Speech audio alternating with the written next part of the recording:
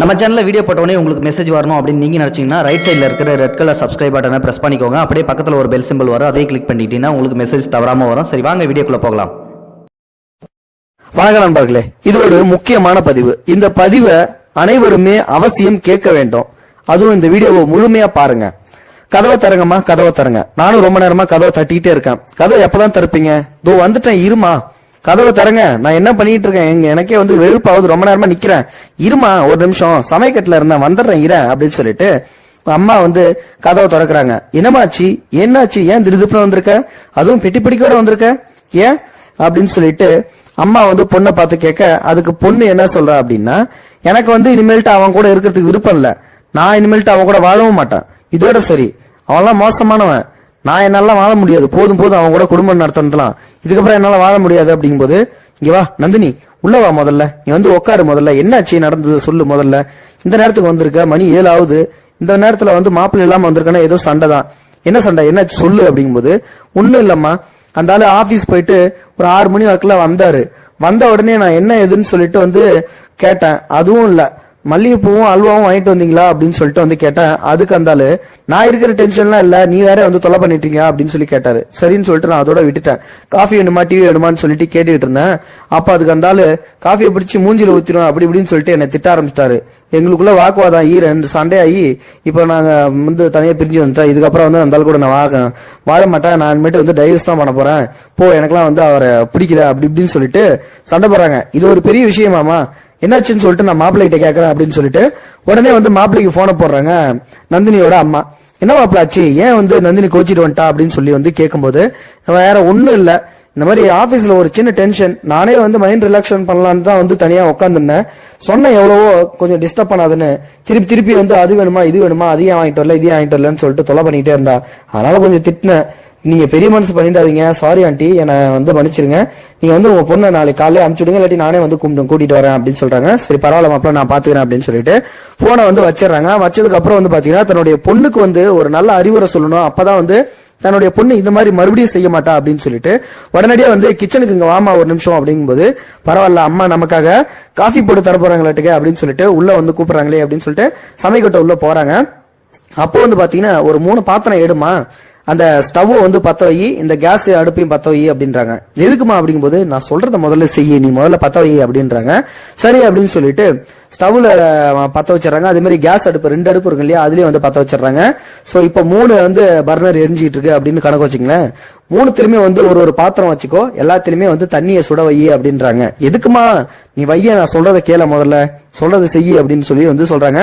So உடனே பாத்தீங்கன்னா அந்த 3 பாத்திரத்திலயும் தண்ணியை சுட வைக்கிறாங்க. சுட வச்சதுக்கு அப்புறம் பாத்தீங்கன்னா நல்லா கொதிச்சதுக்கு அப்புறம் என்கிட்ட சொல்லு அப்படின்றாங்க. நல்லா கொதிய ஆரம்பிச்சிடுது. உடனே நந்தினி அம்மா தண்ணி கொதிஞ்சிச்சு, என்ன பண்ணணும் சொல்லுமா அப்படின்றாங்க.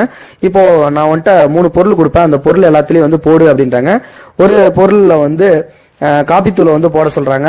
அதே மாதிரி இன்னொரு பொருள்ல முட்டையை போட சொல்றாங்க. அதே மாதிரி இன்னொரு பொருள்ல கேரட்டை போட சொல்றாங்க.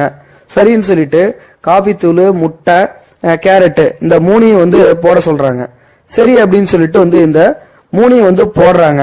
போட்டதுக்கு அப்புறம் பாத்தீங்கன்னா காபி தூள் அப்படியே கலர் மாறிடுச்சு. அதே மாதிரி முட்டை இருக்கு பாத்தீங்களா, அந்த முட்டையும் நல்லா வெந்துருச்சு. அதே மாதிரி கேரட்டும் அப்படியே சாஃப்ட் ஆகி அதுவும் வெந்துருச்சு. இப்ப 3 பொருளையுமே வெளியில எடுக்க சொல்றாங்க. சோ அதுல பாத்தீங்கன்னா முட்டையை எடுத்து வைக்கிறாங்க. அதே மாதிரி காபி தூள் எடுத்து வைக்க, அந்த காபி கலக்கின தண்ணியை எடுத்து வைக்கிறாங்க, தூள் கலக்கினது. அதே மாதிரி அந்த கேரட்டையும் தனியா வெளியே எடுத்து வச்சிடறாங்க. சோ நான் 3 பாத்திரத்திலேயே 3 வித்தியாசமான பொருட்களை கொடுத்தேன். முதல்ல இதுல பாத்தீங்கன்னா காபி தூளை கொடுத்தேன். அது என்னாச்சு, அந்த தண்ணியோட போய் கலந்துடுச்சு. அதுக்கப்புறம் அதை பிரிக்க முடியாது. இது காபிக்கு உரிய தன்மை. முட்டை போடுறதுக்கு முன்னாடி ரொம்ப கெட்டியா இருந்தது, அதை உடைச்சா தண்ணி மாதிரி இருந்தது. ஆனா இப்போ அந்த கெட்டித்தன்மை போய் அந்த ஓட்டை உரிச்சா ரொம்ப சாஃப்டான ஒரு பொருள் கிடைச்சிச்சு. அதே மாதிரி கேரட்டை நம்ம போடும்போது ரொம்ப ஹார்டா இருந்தது. இப்ப அந்த கேரட்டை தொட்டு பார்த்தா நொன சாஃப்ட் ஆயிடுச்சு. இது மாதிரிதான் வாழ்க்கையும் ஒரு பொருளுமே அதோட நிறத்துக்கு ஏப்பவும் தன்மைக்கு ஏப்பையும் எப்படி மாறுதோ, நம்மளும் நம்ம அம்மாவோட வீட்டுல எப்படி இருந்தோமோ அதே மாதிரி நம்ம போற இடத்துலயும் இருப்போமா இல்லையான்னு சொல்லிட்டு நம்ம எதிர்பார்க்க கூடாது. அங்க போனதுக்கு அப்புறம் அவங்களுடைய வாழ்க்கை சூழ்நிலை எப்படி இருக்கு அப்படின்றத நம்ம புரிஞ்சு நடந்துகிட்டு அந்த ஒரு சூழ்நிலைக்கு ஏத்தாப்புல நாமே மாத்திக்கணும். மாத்தினாதான் அந்த குடும்பமா இருக்கும். நம்ம நம்ம அம்மா வீட்டுல எவ்வளவோ நீ செல்லமா வளர்ந்துருக்கலாம், போயிருக்கலாம். ஆனா அதையே வந்து அங்க சுதந்திரம் நீ எதிர்பார்க்கிறது ரொம்ப தவறுமா. அதனால நீ இதை புரிஞ்சுப்ப அப்படின்றதுக்காக தான் இந்த ஒரு எக்ஸாம்பிள் உனக்கு நான் சொல்லி காட்டேன். இந்த பொருட்கள் எல்லாம் எப்படி வந்து முன்னாடி அந்த தண்ணியில போடுறதுக்கு முன்னாடி எப்படி இருந்துச்சு, அதுக்கப்புறம் வந்து எப்படி தன்னுடைய தன்மையை மாத்திக்கிச்சோ, அதே மாதிரி நீயும் உன்னுடைய வாழ்க்கையை வந்து மாத்திக்கோ. வாழ்க்கையில வந்து இன்பம் துன்பம், கஷ்டம் நஷ்டம், அதே மாதிரி சந்தோஷம் துக்கம், லாபம் நஷ்டம், இந்த மாதிரியான நிறைய சம்பவங்கள் வந்து நடக்கதான் செய்யும். எல்லாத்தையும் கடந்து வந்தாதான் வாழ்க்கை. அதனால ஒரு விஷயம் நடந்துருச்சு, இதுக்கப்புறம் நம்ம வாழ்க்கை வாழக்கூடாது அப்படின்னு சொல்லிட்டு நீ தவறான முடிவு எடுக்க கூடாதுமா. தயவு செஞ்சு உன்னுடைய கணவர்கிட்ட நீ போயிடு அப்படின்னு சொல்லிட்டு அந்த அட்வைஸ் சொல்றாங்க. அடுத்த நிமிஷமே கண்ணுல இருந்து கண்ணீர் வழியுது நந்தினிக்கு. சரிம்மா, என்னை வந்து நீ திருத்திட்ட, நான் இப்ப உடனே கிளம்புறேன் என் வீட்டுக்காரருக்கு போன் பண்ணி அப்படின்னு சொல்லிட்டு உடனடியாக போன் போட்டு அந்த வீட்டுக்காரரை கூப்பிட்டு அங்க இருந்து நேரா அந்த பொண்ணு நந்தினி அவருடைய கணவரோட வீட்டுக்கு போயிடுச்சு. சோ இது வந்து பாத்தீங்கன்னா ஒவ்வொரு அம்மாவும் ஒவ்வொரு மகளுக்கும் வந்து சொல்ல வேண்டிய ஒரு அறிவுரை. கண்டிப்பா வந்து இந்த அறிவுரையை வச்சு நீங்க உங்களுடைய மகளுக்கு வந்து சொல்லுவீங்கன்றதுக்காக தான் இந்த வீடியோ போட்டேன். இந்த வீடியோ பிடிச்சிருந்தா லைக் பண்ணுங்க, உங்க ஃப்ரெண்ட்ஸ்களுக்கு ஷேர் பண்ணிடுங்க, கூடவே நம்ம சேனலையும் சப்ஸ்கிரைப் பண்ணுங்க. தேங்க்யூ ஃபார் வாட்சிங். இது போன்ற செய்திகளை உடனுக்குடன் நீங்கள் தெரிந்து கொள்ள மறக்காமல் எங்களுடைய சேனலை சப்ஸ்கிரைப் செய்யவும், கூடவே பக்கத்தில் வரும் பெல் ஐக்கானையும் கிளிக் செய்யவும்.